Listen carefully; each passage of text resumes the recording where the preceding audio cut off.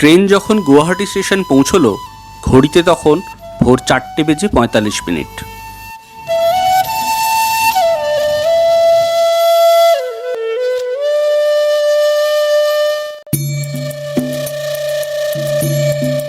মেঘালয় বর্ডারে কোভিড নিয়ে যথেষ্ট সতর্কতা। প্রথম পর্যায়ে চেকিং সেরে অনুমতিপত্র নিয়ে গাড়ি ছুটে চলল শিলংয়ের পথে। এই 4 দিন আমাদের সফর সঙ্গী রাহুল ভৌমিক, সাথে সুজুকি ব্রেজার। কন্ট্যাক্ট ডিটেলস ডেসক্রিপশন বক্সে দেওয়া রইল, নিশ্চিন্তে ভ্রমণের জন্য যোগাযোগ করতে পারেন।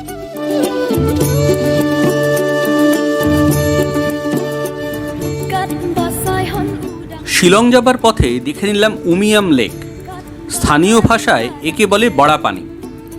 প্রধানত এটি একটি হাইডাল প্রজেক্ট। উমিয়াম নদীর ওপর ড্যাম নির্মাণ করে 15 কিলোমিটার দীর্ঘ এই রিজার্ভার তৈরি করা হয়েছে।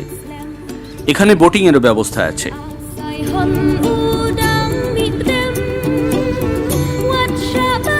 গাড়ি ছুটে চলল শিলং শহরের উদ্দেশ্যে। শিলং একটি জনবহুল শহর, খাসি পাহাড় জেলার সদর দপ্তর। সাইট সিনের জন্য ট্যাক্সি ভাড়া পাওয়া যায়। আমাদের গাড়ি যেহেতু সাথেই আছে তাই বেরিয়ে পড়লাম। প্রথমেই দেখে নিলাম শিলংয়ের গলফ ক্লাব। যেহেতু খেলা চলছে তাই বেশি অ্যাক্টিভিটির সুযোগ নেই।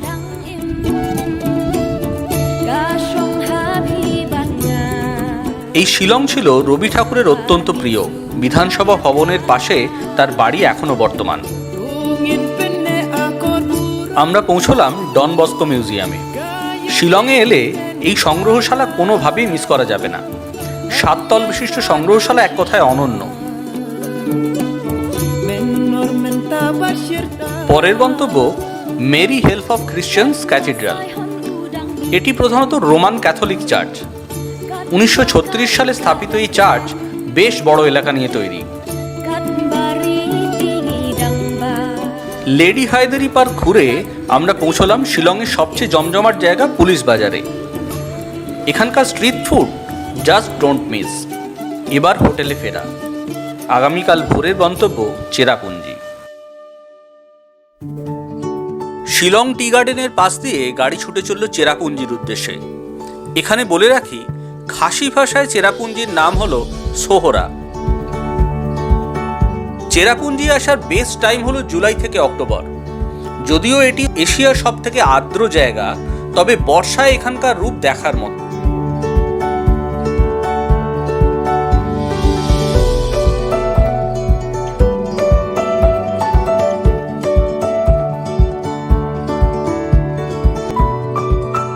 আমরা এসে গেছি ডুয়ার্ন সিং সাইন ভিউ পয়েন্ট।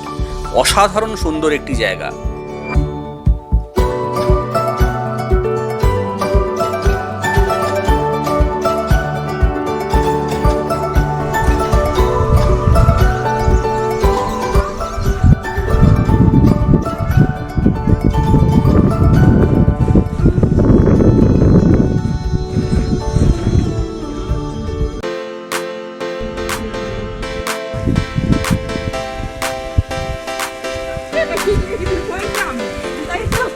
এই ভিউ পয়েন্টটার নাম তেঙ্গাম্মাসি ভিউ পয়েন্ট।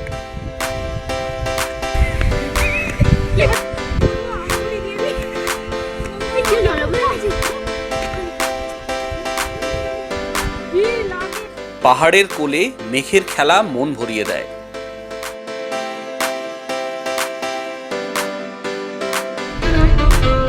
গাড়ি ছুটে চলল ওয়াকাপা ফলসের উদ্দেশ্যে।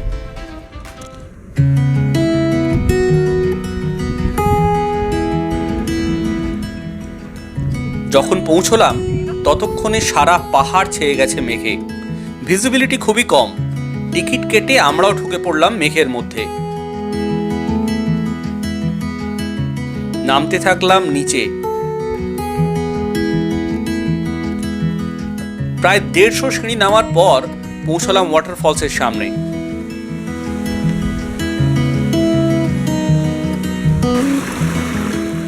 জলের স্রোত পাথর কেটে তৈরি করেছে রাস্তা। নেমে গেছে কয়েকশো ফুট নিচে। মনোরম দৃশ্য।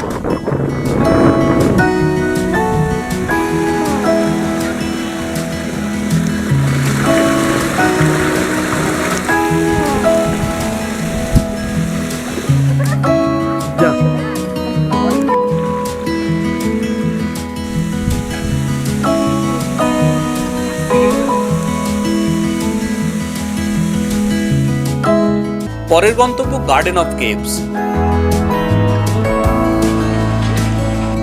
একটি ন্যাচারাল কেভকে সাজিয়ে তৈরি করা হয়েছে এই গার্ডেন অফ কেভস।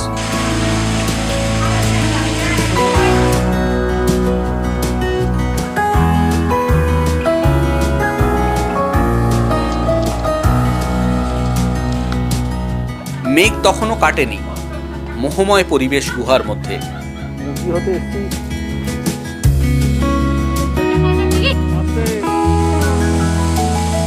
কিছু দেখা যাচ্ছে না।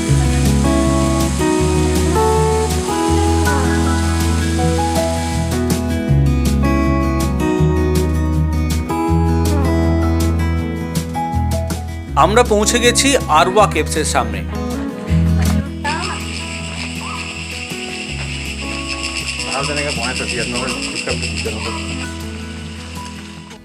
জঙ্গল পরিবেশে বেশ কিছুটা ট্রেক করে পৌঁছতে হবে কেভের সামনে।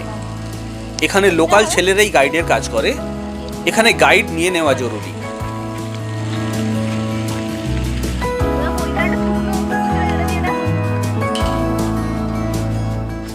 গুহার ভেতরে রয়েছে স্ট্যালাকটাইটস, তৈরি করেছে বিভিন্ন রকম ফরমেশন।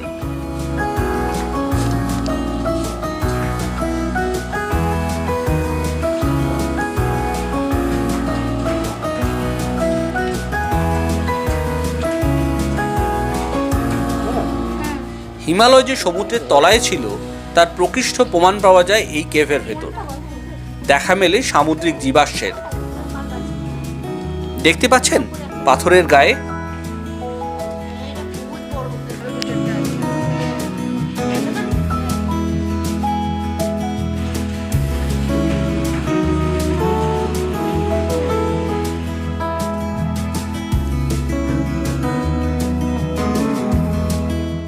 মালভূমির চড়াই উতরাই পার হয়ে আমরা চলেছি নহকালিকাই ওয়াটারফলসের উদ্দেশ্যে।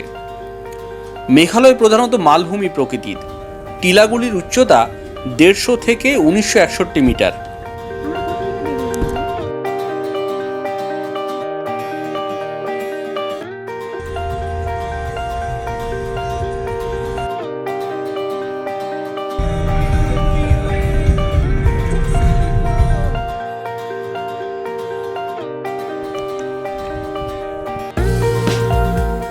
নহকালিকাই ওয়াটারফলস মালভূমির উপর ঘন জঙ্গল পথে বয়ে এসে আছড়ে পড়েছে 340 মিটার উপর থেকে। এখন গ্রীষ্মকাল, বর্ষায় এর রূপ দেখার মতো। আশেপাশে ছোট ছোট দোকানে পসরা সাজিয়ে রয়েছে দারচিনি, গোলমরিচ, হলুদ, সাথে আছে মেঘালয়ের বিখ্যাত আনারস।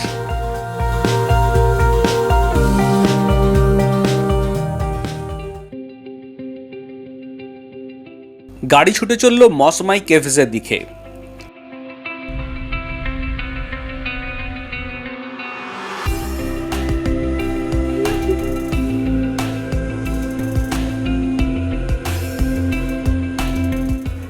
মসমাই হলো আরেকটি প্রাকৃতিক গুহা। এই গুহার দুটি ভাগ আছে। চুনা পাথরের এই গুহাতেও রয়েছে বিভিন্ন রকমের ফরমেশন। অ্যাডভেঞ্চারের জন্য এই কেভগুলি বেশ সুন্দর।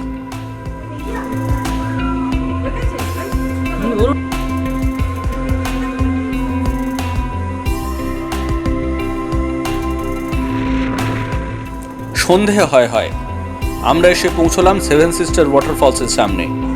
বৃষ্টির অভাবে এখন প্রায় ড্রাই, তবে বর্ষাকালে অন্যরূপ। গতকাল রাতভর ভালো বৃষ্টি হয়েছে। ভোর 6:30 আমরা বেরিয়ে পড়লাম। আমাদের উদ্দেশ্য double decker living root bridge. আমরা এখন তিনরা গ্রামে। এখান থেকেই শুরু হবে আমাদের পথ চলা। যদিও একটাই পথ, তবে গাইড নিয়ে নেওয়া ভালো।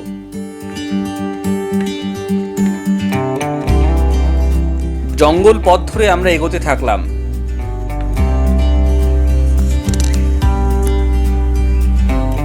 আমাদের পেরোতে হবে প্রায় 3500 সিঁড়ি। দূরে দেখতে পাচ্ছেন গ্রামটা, ওটাই নংগ্রিয়েট ভিলেজ। ওখানেই পৌঁছতে হবে। ঘন জঙ্গলের সিঁড়ি বেয়ে কখনো নামা, কখনো ওঠা। আমরা এগোতে থাকলাম। এখানে মাঝে মাঝেই পেয়ে যাবেন ছোট ছোট দোকান। এটি একটি আয়রন ফ্রেম কেবল ব্রিজ, বলা যায় নংগ্রিয়েট ভিলেজের লাইফ লাইন। অ্যাডভেঞ্চার প্রেমীদের জন্য এই ট্রেক সত্যি মনে রাখার মতো। আমাদের গাইড নাম রোনাল্ড। এখানে প্রধান ভাষা খাসি, তবে এখানকার মানুষ ইংরাজিতে বেশ স্বচ্ছন্দ।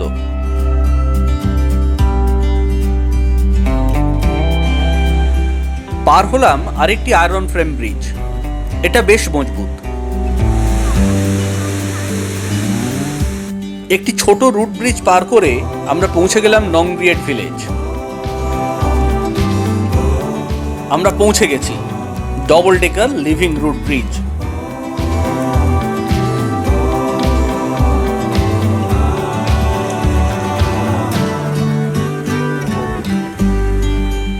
অসাধারণ পদ্ধতিতে তৈরি এই ব্রিজ। এখানে প্রধানত রাবার গাছের রুট দিয়ে তৈরি করা হয় এই ব্রিজগুলি। এগুলি রক্ষণাবেক্ষণ করেন এখানকার অধিবাসীরাই। এখানে বেশ কিছু হোমস্টেও আছে। এখানে নামবার জন্য টিকিট 50 টাকা, ক্যামেরার জন্য 100 টাকা।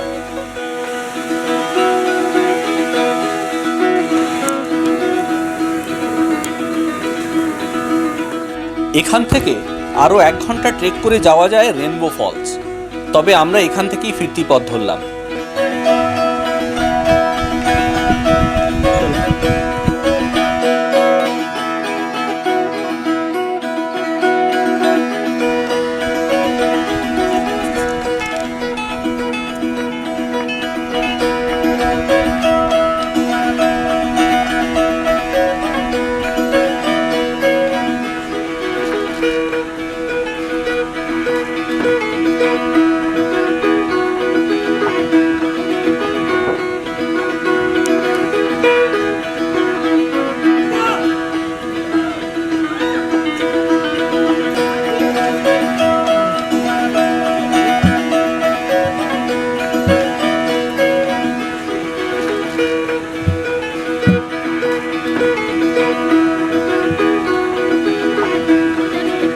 জঙ্গল প্রেমীদের জন্য এই ট্রেক যেন স্বর্গ।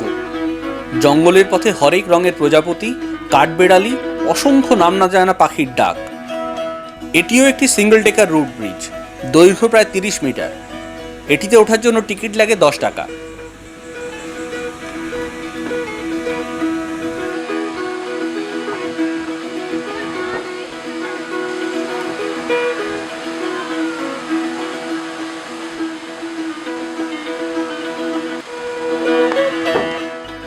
দূরে যে ওয়াটারফলসটি দেখা যাচ্ছে, গাইড বলল ফলসটির নাম ওমসা। প্রায় 7000 সিঁড়ি ভাঙার পরে শরীর প্রায় বিধ্বস্ত, তবে মন ভরে গেছে। গাড়ি ফিরে চলল আমাদের 4 সিজন ইকো রিসর্টের দিকে।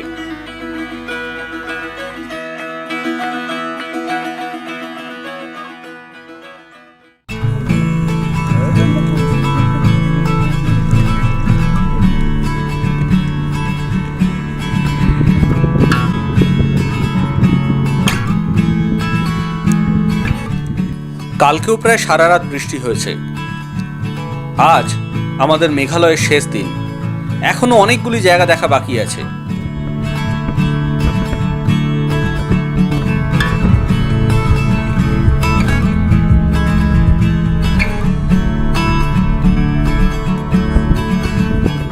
অসাধারণ একটি ক্যানিয়ন পার হয়ে পৌঁছলাম ডেনথেলন ওয়াটারফলসের সামনে।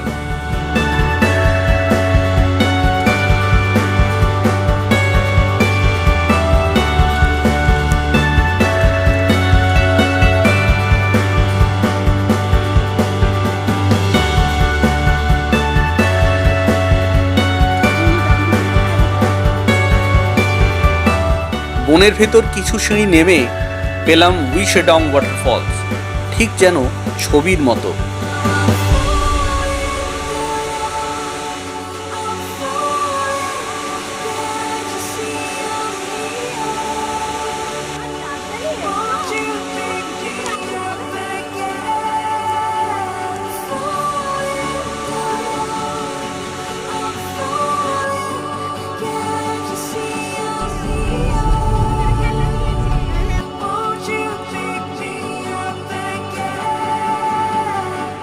আমরা চলেছি ডাউকি রোড ধরে।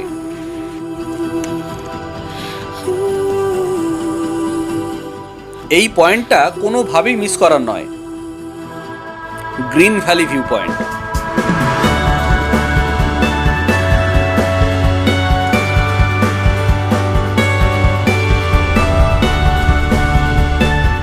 ডাউকির দিকে গাড়ি ছুটে চলল।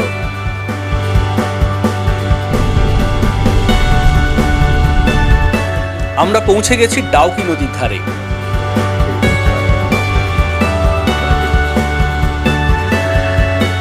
এখানকার জল এত পরিষ্কার যে নৌকার ছায়া জলের নিচে মাটিতে এসে পড়ে।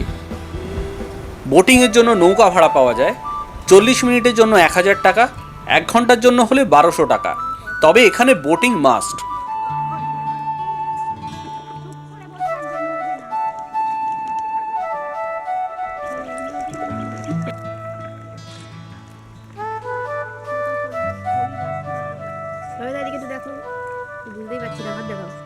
বহু মানুষ ছিপ হাতে মাছ ধরায় ব্যস্ত।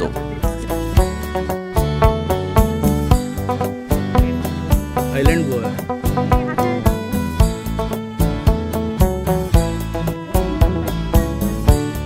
কাঁচের মতো পরিষ্কার জলের নিচে স্পষ্ট দেখা যায় নদীর নিচের নুড়ি পাথর।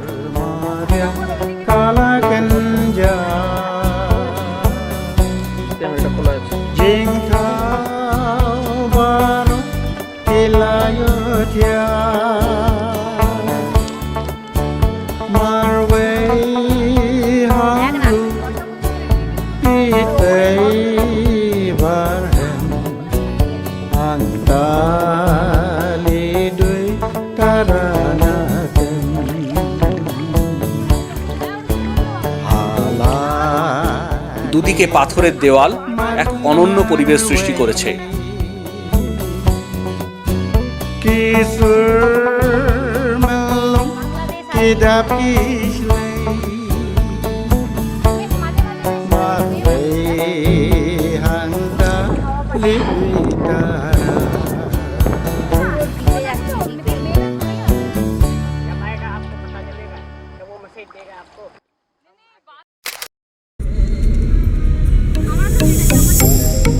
গাড়ি ছুটে চলল মাউলিন নং এর উদ্দেশ্যে।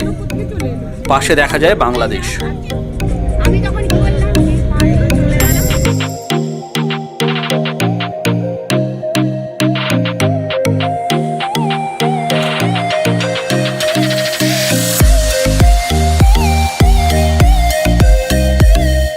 পৌঁছলাম মাইলিন নং লিভিং রুট ব্রিজ। এটিও একটি রুট ব্রিজ। রাবার গাছের শিকড় থেকে তৈরি করা এই ব্রিজ। সুন্দর জায়গা।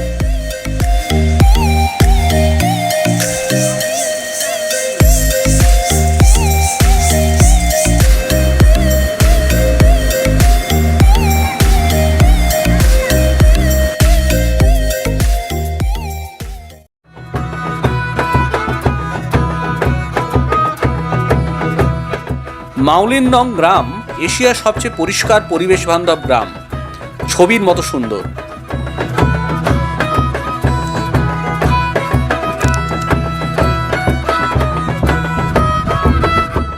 এখানেও হোমস্টের ব্যবস্থা আছে। আছে খাবার রেস্টুরেন্ট।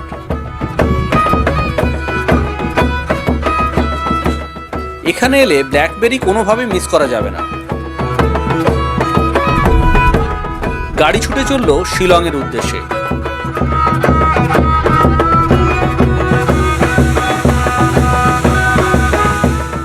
এলিফ্যান্ট ফলস এটি শিলংয়ের একটি বিখ্যাত ওয়াটারফলস। 3টি স্টেপে এটি নেমেছে হাতি শুঁড়ের মতো।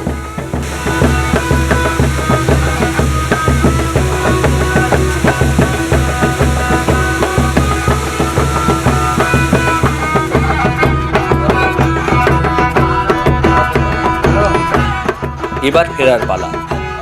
গাড়ি ছুটে চলল গুয়াহাটি স্টেশনের উদ্দেশ্যে। রাত 10টা 50 মিনিটে আমাদের ট্রেন। আমরা ফিরব কলকাতা।